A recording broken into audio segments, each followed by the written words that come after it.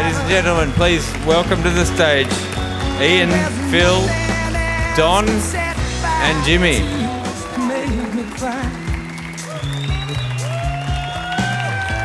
Thank you. First, let me say there are four of us in the band up here, and there should be five. Steve Presswich, if he were here, may have done everything in his considerable powers to destroy this award acceptance. It was always hard to predict. Or he may have been as cool and funny as we remember him every day since he passed away. His daughter Melody is here with us tonight. Come out to grace her dad's friends with her presence. We never knew Ted Albert. He was a bit before our time, but we knew and respected everything he built.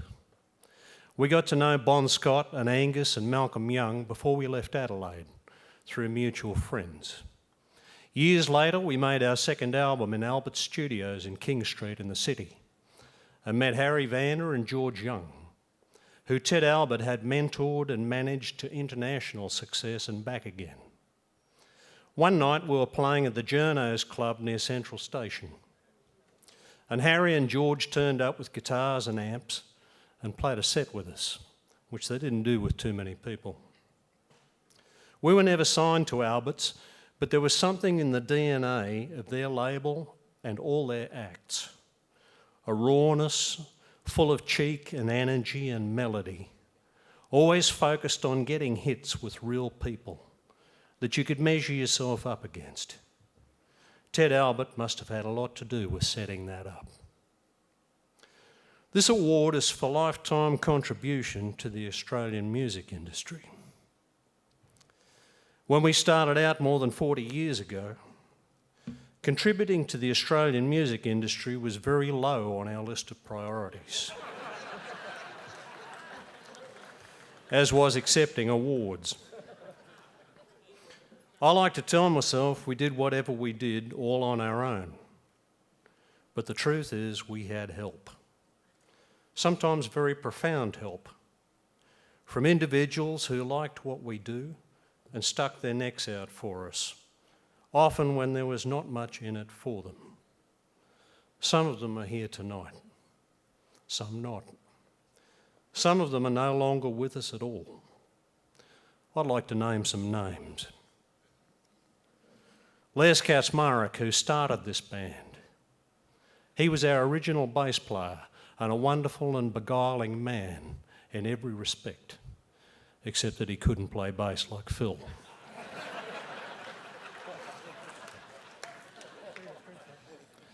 David Blight, our mate and the best blues harmonica player in the country, who has played harmonica with us from 1975 until now, whenever we could afford to take him on tour.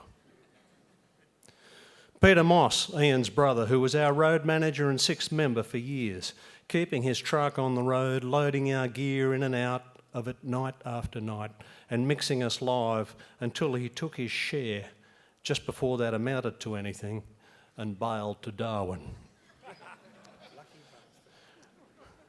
There are a couple of others before him in Mick Porter and Gary Skinner. And Peter had help too, often drawn from the Largs Pier Hotel. People like Leon the Latvian, Rocky, Charlie, Tooley, Mick McDermott, who now heads up the CFMEU in South Australia. And of course, Alan Darlow and Billy Rowe, who were killed together in a truck smash in April 1980. We'd like to remember Jerry Georgettis, who took over from Peter Moss as our head roadie and front of house mixer, and the people who helped him. Harry Parsons, sorry for popping that, mate. Mary Took, Jimmy Bostock, Mark Keegan, Nicky Campbell and Michael Long. We'd like to remember Vince Lovegrove.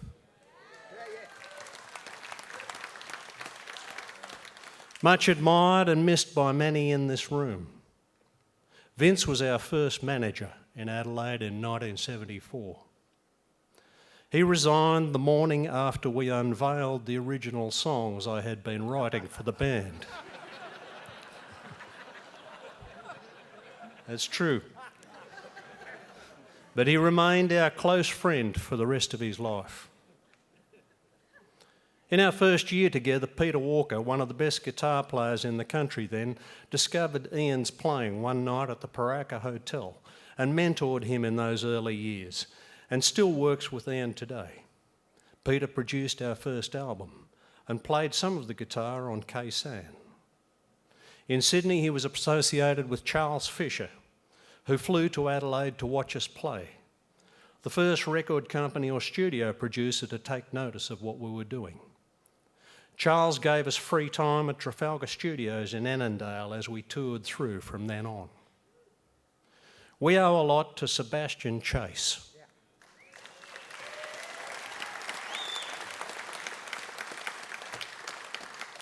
Who invited us to join his management stable of Dragon and Rose Tattoo in Sydney.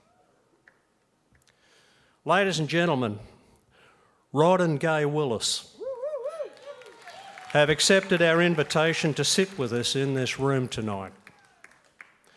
It would be fraudulent for us to accept any lifetime award without Rod being part of it.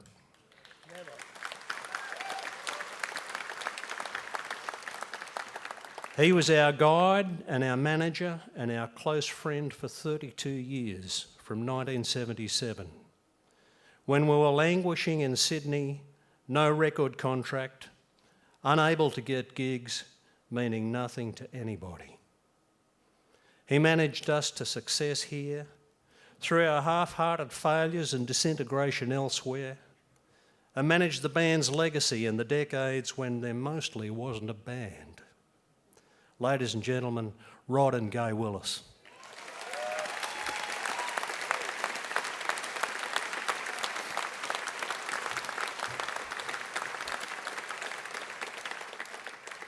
With John Woodruff and Ray Hearn, who had also managed us in Adelaide, Rod formed the Dirty Pool Agency, which for the first time broke open the live music scene in this country and allowed bands to plan and develop the way they were presented live. The APRA Awards is a night for songwriters and publishers, and no publisher in Australian history was as big as John Brommel. We owe John everything, and as Bob Aird, John's successor at Rondor Music, will agree, we continue to pay the bill. But we don't mind. Because John Brommel gave us petrol money when we had none and weren't even signed to him. And with Rod Willis, he cooked up the scam that landed us our first record deal. There would be no Cold Chisel records without John Brommel. They got us signed to Warner's, then headed by Paul Turner and Peter Eichen, and incorporating our good friends and supporters Philip Mortlock, Roger Langford and Phil Deemer. On the day of the signing, Brommel was there, of course, and afterwards he suggested we celebrate with a few drinks. And after more than a few drinks, he suggested that since this was a signing kind of a day, some of us might like to scribble on some publishing contracts he just happened to have on him.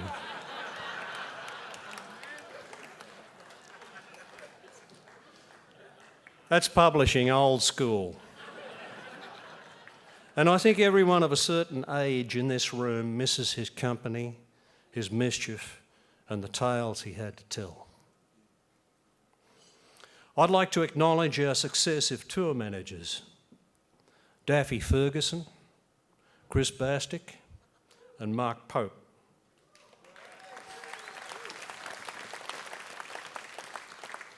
Who each brought their own brand of edgy danger and unpredictability to our tours. Their task was impossible, and they each in their own way almost pulled it together.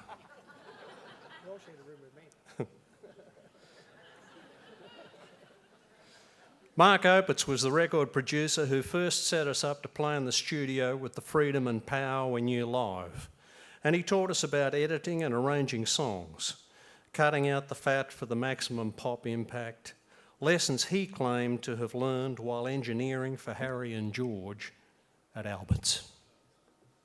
Let me name some others who supported us and gave us their wisdom, like Irene Scott in the Adelaide years, like Carol Stubley and Christine Small, who ran a house in Taylor Square that contained the couches of last resort if some of us didn't have a place to crash, like Jenny Hunter-Brown and Colleen Ironside,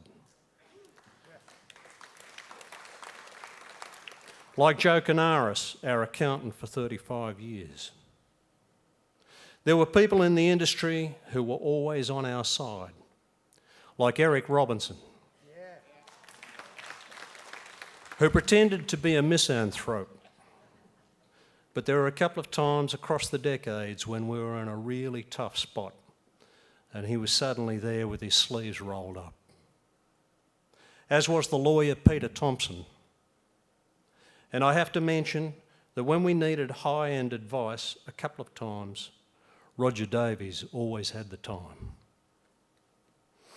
Ladies and gentlemen, and everyone who frolics in the gender spectrum in between. In the last 5 years, this band has worked more than we did over most of the previous 30. In the press, the few surviving music journalists call it a renaissance. There is a small list of people who we have to thank for that. Robert Hambling has done our audio visuals and has been an enormously witty and rewarding companion since the early 90s. Andy Bickers plays sax with us and proves the old adage that the mate you most look forward to seeing is probably a Kiwi.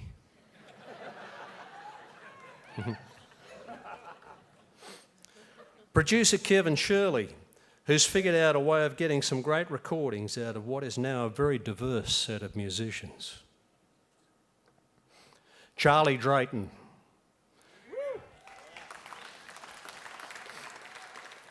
who joined a shattered band on the drum stool in the months after Steve died, and who in many ways healed us as a band. And our managers John O'Donnell and John Watson,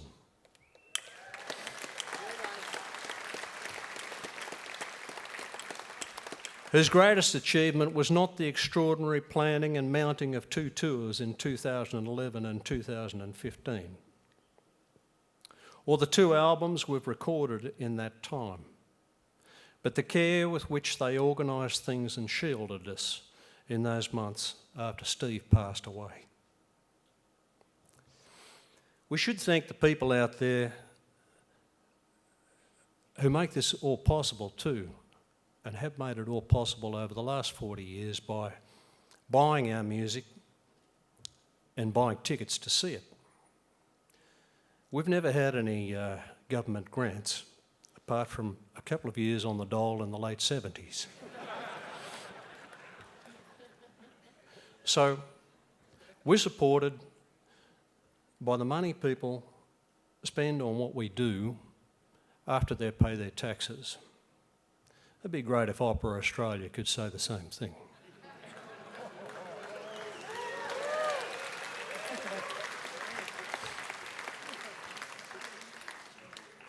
Lastly, we'd like to thank our families. No one among the 4 of us can make us as angry as we can make each other. And often in the past, that meant our families had to occupy a house where Dad was stomping around smouldering at someone who was smouldering around his family across town. They deserve a medal each. Jane Barnes, Margot Rolliston, Christine Small, Joanne Presswich and Fruze Walker, and all our children and grandchildren.